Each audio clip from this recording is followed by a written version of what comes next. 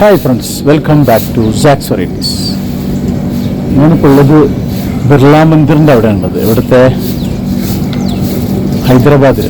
അപ്പോൾ അതാണ് നമ്മുടെ ഇന്നത്തെ എപ്പിസോഡ്.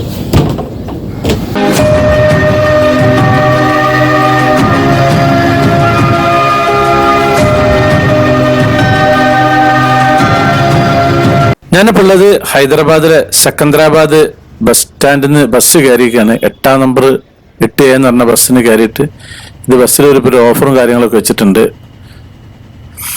ഞാൻ വിശദീകരിച്ച് പിന്നെ പറയുന്നുണ്ട്. ഞാൻ ബിർള മന്ദിറിൻ്റെ അങ്ങോട്ടേക്കാണ് പോകുന്നത്. അപ്പോൾ അതിൻ്റെ അടുത്ത ബസ് സ്റ്റോപ്പിൽ ഇറങ്ങിയിട്ടുണ്ട്. ഇതിലേ അങ്ങ് പോകണം ബിർള മന്ദിറിലേക്ക്. അത്യാവശ്യം ഒരു 10-20 മിനിറ്റ് കയറ്റം കയറി നടന്നു പോകാനുണ്ട്. അപ്പോൾ ഇതാണ് മെയിൻ റോഡ്. അപ്പോൾ ഞാനിനി ഇങ്ങനെ നടന്നു പോവാണ്. ഇനി ബാക്കി നമുക്ക് അവിടെ എത്തിയിട്ട് വഴിയിലെ കാഴ്ചകളൊക്കെ അങ്ങനെ കണ്ടിട്ട് അങ്ങനെ പോവാം. ഇത് തേങ്ങയാണ്.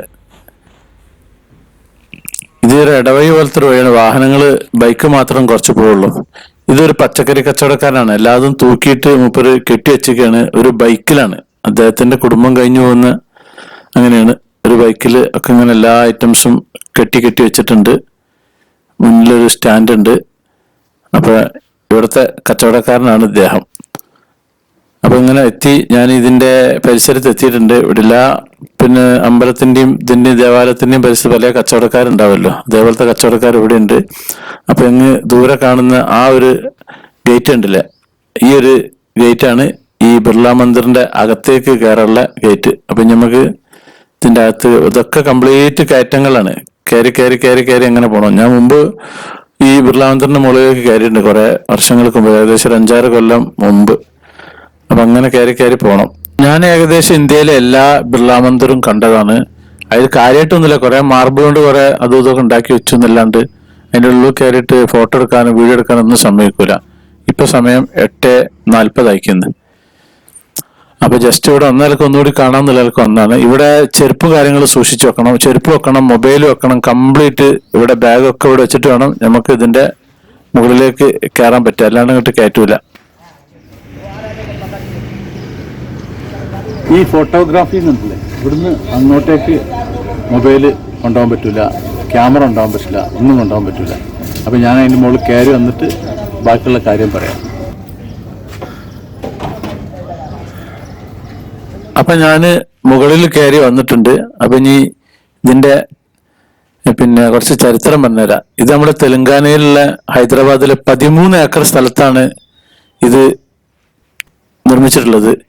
ഇതിന് മൊഹബത്ത് പഹാഡ് എന്ന് അറിയപ്പെട്ടിരുന്നത്.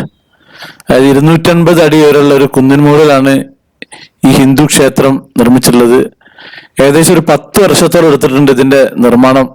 1976 രാമകൃഷ്ണ മിഷനിലെ സ്വാമി രംഗനാഥന്ദയാണ് ഇത് തുടങ്ങിയിട്ടുള്ളത്.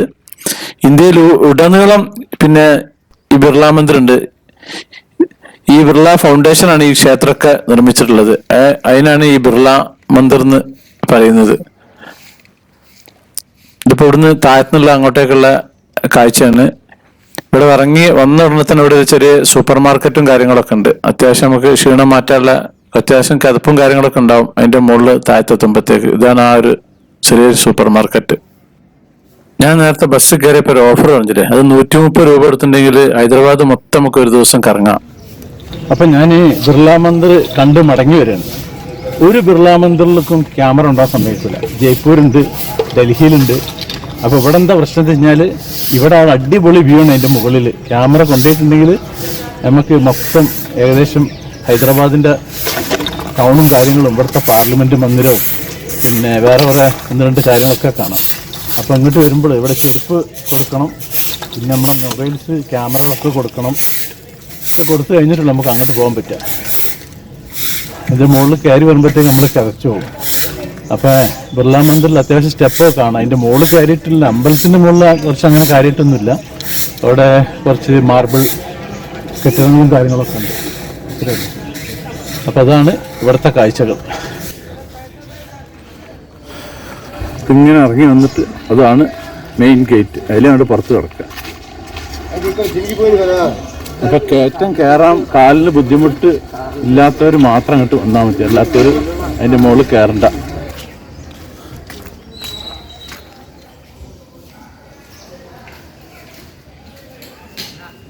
ഈ ടെമ്പിളിന് 12 മണി മുതൽ 2 മണി വരെ റെസ്റ്റാണ്. ആ സമയത്ത് സന്ദർശനമില്ല. അതങ്ങോട്ട് വരുന്ന സമയത്ത് ശ്രദ്ധിക്കുക. അപ്പൊ ഞാനിനി താഴേക്ക് ഇറങ്ങാണ്. വന്ന വഴിയിൽ കൂടി തന്നെ അങ്ങനെ തിരിച്ചു പോകണം, അല്ലാണ്ട് വേറെ മാർഗമല്ല. അപ്പൊ പിന്നെ ഇറക്കാനായതുകൊണ്ട് സുഖമാണ്. ഇവിടെ കരിമ്പ് ജ്യൂസ് കിട്ടും, നല്ല കരിമ്പ് ജ്യൂസ്. കരിമ്പിനൊക്കെ ഇവിടെ ഭയങ്കര വിലക്കുറവാണ്. ഒരു ചെറിയ ഗ്ലാസ്സിന് ആകെ 20 റുപ്യ ഉള്ളൂ. അപ്പം നമുക്ക് അടുത്തതിൽ കാണാം. അപ്പോൾ നമ്മുടെ സാക്സ് വെറൈറ്റീസ് ചാനൽ നിങ്ങൾ ആദ്യമായിട്ട് കാണുന്നവരാണെങ്കിൽ അത് സബ്സ്ക്രൈബ് ചെയ്യാൻ മറക്കരുത്, ലൈക്ക് ചെയ്യാൻ മറക്കരുത്, കമന്റ് ചെയ്യാൻ മറക്കരുത്, ഷെയർ ചെയ്യാനും മറക്കരുത്. താങ്ക്